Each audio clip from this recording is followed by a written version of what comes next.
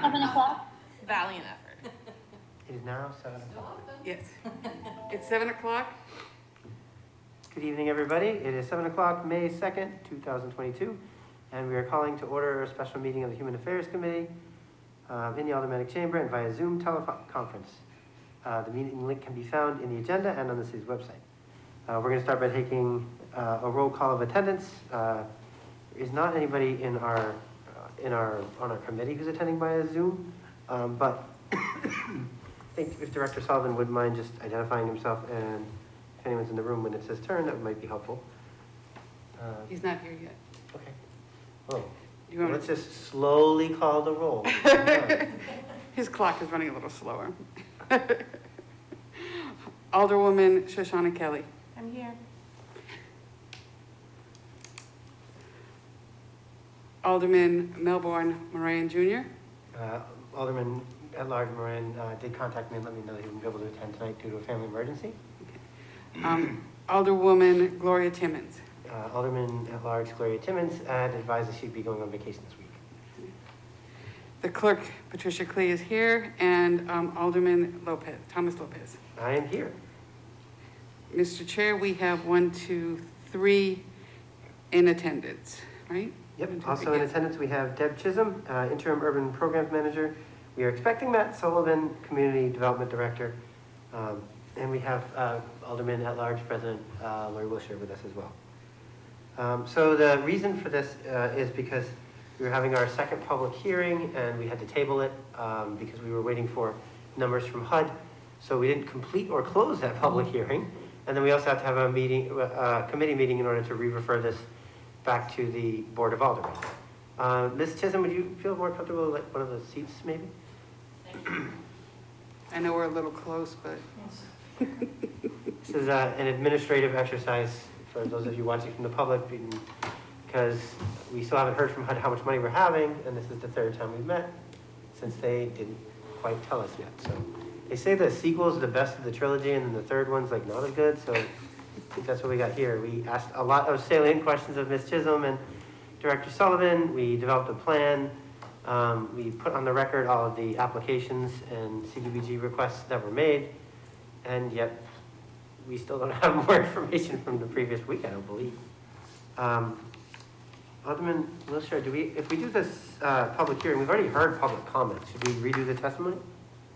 It's on the schedule, the agenda, we should probably do it, right? Okay. There's no one here, though. All right. Didn't we already have the second here? We had it, but we tabled it before closing it, I believe. It's on our agenda, so I don't know. I don't think we closed it. You can just say it. We had the second public hearing already. I don't know why it's on here again. Okay. Yeah, I think that's right. Alderman Kelly? Sorry. I believe Alderman Wilshire's correct. I think we closed the public hearing and then we just did our work and tabled it. All right, well, in light of the fact that there's no public here, online or in the public, so I don't think I have to go through the exercises. So we would just consider this the regular meeting open to public comment. There's no member of the public present in the chamber And or none online. We have any communications? None? Any unfinished business? None. Any new business resolutions? None. New business ordinances? None. So tabled in committee. Mr. Chairman, we have one item tabled in committee, and I motion to remove 022-025 from the table. All those in favor, say aye. Aye. All those opposed? All right, so our single piece of business is removed from the table. It is R22-025, authorizing the mayor to apply for and expend the Community Development Block Grant and Home Investment Partnership Program funds for fiscal year 2023. We do not have Director Sullivan is here, I see him. Director Sullivan, Good evening, do you have everyone. any comments or anything that you wanted to share with us as an update? I do not have any direct updates related to this piece of legislation, Mr. Chair, but I knew that Deb Chisholm is also present and can answer any questions that the committee may have, but no updates. Obviously, additional information was provided to the committee in the form of a memo, thanks to the work of Deb Chisholm and others. If there are any questions subsequent based on the materials that you have in front of you, we're available to answer those, but hopefully that provides a good deal of context and answers to the questions that were raised at the last meeting of the committee, many of which were very, very valid and important questions for us to answer. But again, we're happy to address any of those or any other agenda items that the committee would like this evening. Mr. Chairman. Madam Clerk? Thank you, Mr. Chairman. When it came to communications, we said none, but we did have that very comprehensive memo from Ms. Chisholm. Should we ask the aldermanic administrator to attach that to the minutes? Yeah, I think it'd be a good idea. That's Yeah. the context we're looking for so that we can. show Because the- that's all the information I think that we've been looking for. I think it's something that's quite important. Madam President, do we need to, do we need to bring that in? So even though it's not here, can we suspend the rules to bring in the communication? Okay. I will, although we have this, okay, that has been done. Let me bring up that email. Mr. Chairman, I motion to bring forward the communication from Deb Chisholm relative to the questions and answers for It's just called questions and answers, and it was received Friday, April 29th by email? Yeah, for the CDBG. Okay, so members of the committee have already viewed this in advance, but we have a motion on the floor to introduce this, or to include this with tonight's minutes. Any further discussion? All those in favor say aye. Aye. Any opposed? Okay. So Ms. Chisholm, all of your hard work will see the light of day. With that in mind, in reviewing the memo, I didn't think we made any significant changes other than not knowing what HUD wants to give us for money. And as I understand it, the plan is outlining what we would do, assuming we get the same amount that was presented. I don't know if Director Sullivan or Ms. Chisholm wants to answer this, but we did ask whether funding from unspent staff funding has been included. Want to verbalize that from the urban planning staff? Yep, this is Deb Chisholm, UPD interim manager. I did look into that. I had a lovely conversation with Rose Evans down in finance. And ultimately, we will have a fairly considerable amount of money, quote, left over at the end of the fiscal year due to the fact that we haven't had a manager on board since Carrie left at the end of November. So those funds can be reprogrammed at any time. After my conversation with Rose, really the conclusion that I came to was that we might want to think about waiting to reprogram those funds until the end of the fiscal year. We are in the process of trying to hire a new manager and are really unable at this point to know the exact salary amount and amount of benefits that a new manager would have. So we would end up with estimated numbers anyways. If we wait until after the beginning of the new fiscal calendar, we would have an exact amount and we could reprogram that into any of the CDBG or home activities. So just for clarification, we don't have to call it contingency, but it could be used for contingency if we needed to. And your recommendation is to just hold on to it and not put it somewhere so we have the flexibility. Correct. Anybody have any questions or comments? Alderman McLean? Thank you, Mr. Chairman. Just for clarifications, we're not just going to hold it in limbo. Once we find out what the dollar amount is, we're going to put it into a specific account based on what this committee so desires, or will it be community development will decide that? And that could be either from, This committee would decide. okay, great. That's what I wanted to know. So this committee will decide where it's going to go once we find out. Do we have any idea what the estimated value of that is at this point? I don't really know. Okay. At this point. That's fair, I understand that. But we're hoping to bring someone on board soon. Fingers crossed. Fingers crossed, fingers crossed. And I will say, in addition to that, one of the things that was discussed at the last meeting and you can see the changes that were made on the resolution to now become the amended version. There was, for item number 3, the CDBG grant administration, that is the salary and the benefits and the other things that come in the urban programs budget.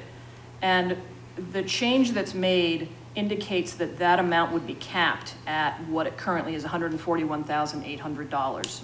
And I want to just caution you on putting that in the resolution, because as we move forward, once the allocations are made, the amount that can be designated for administration of the CDBG grant money is capped at 20%. And so if we cap it at $141,800, I think we're doing ourselves a bit of a misservice by capping it at that amount. And to the contrary, if for some reason the money that we get is less than what we have estimated on here, we're really not allowed to cap it at $141,800 because that would exceed the cap that HUD puts on that money. So I think we just need to leave a bit of flexibility in that particular line item. Alderman Wisher? I was under the impression that the city paid the benefits for these programs. CDBG, home, healthy, the lead grant. My understanding was the salaries came out of the grant, but the benefits came through the city. Matt, you're shaking your head no. That's not my understanding. My understanding is that the programs are entirely federally funded, that the both the salary and benefits associated with the positions are derived from the federal funds rather than from city dollars. Okay, thank you. I think we're self-insured, right? Yeah, but we are. I only brought that up because it makes more sense to me than paying ourselves. Is there any further questions or comments from the committee? Alderman Clean?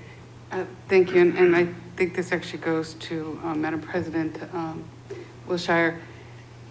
We can still put through the numbers as if we're assuming that we're going to get the, I mean, when I say put through to the full board, the board will just approve the plan. When we get the actual numbers like we've done in the past, then we come back together as a Human Affairs Committee meeting, and I'm sorry, Alderwoman Kelly could have answered this as well. And then we would approve the final numbers and then give that to HUD with their 60 days for them to prepare the plan. Is that the way that this would all work? So I make sure I have this, Yeah, relatively. okay. Alderman Clea, I'm not offended. She did it a lot longer than I did. I know, but you were the most recent, so I apologize. No, sorry. Can we make a motion then to approve as, Yeah, but I don't think I can as chair, so. you as, if I make a motion I'll make a to? motion. Yep, Okay, Move to recommend final approval. as amended? Yeah, we have to recommend it to a full board. That's what I said. Okay. So we heard the motion. All those in favor say aye. Aye. All those opposed? And motion is recommended for final passage. Any general discussion? I'll make a quick housekeeping note.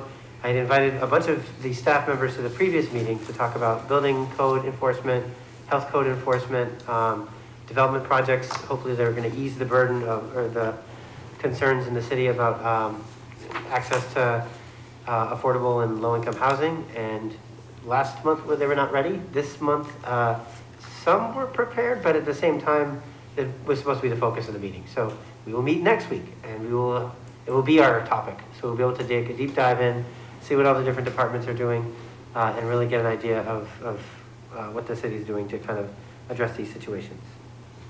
Mr. Chairman, is that next week that they'll be joining us, or?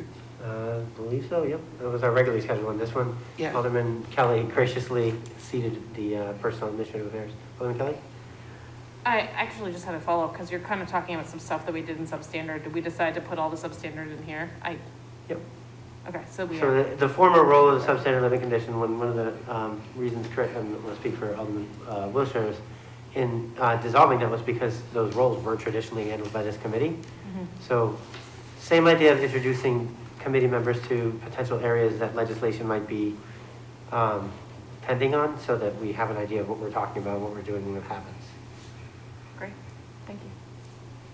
All right. Any remarks by the alderman? Oh, I'm sorry. I don't see anybody, any members of the public present. Nor online. Alderman Camo, looks like he just signed on. Oh. But there's no public comment. Any remarks by members of the board? Okay. Seeing none, I'll take a motion to adjourn. Alderwoman Kelly. Oh, Alderman Kelly, sorry. Move to You gotta adjourn. put a bell on there. Isn't that what the vice chair is for, to adjourn? I move to adjourn. All right, all those in favor, say aye. Aye. Aye. Opposed? So we are adjourned at 7:15. 7:15.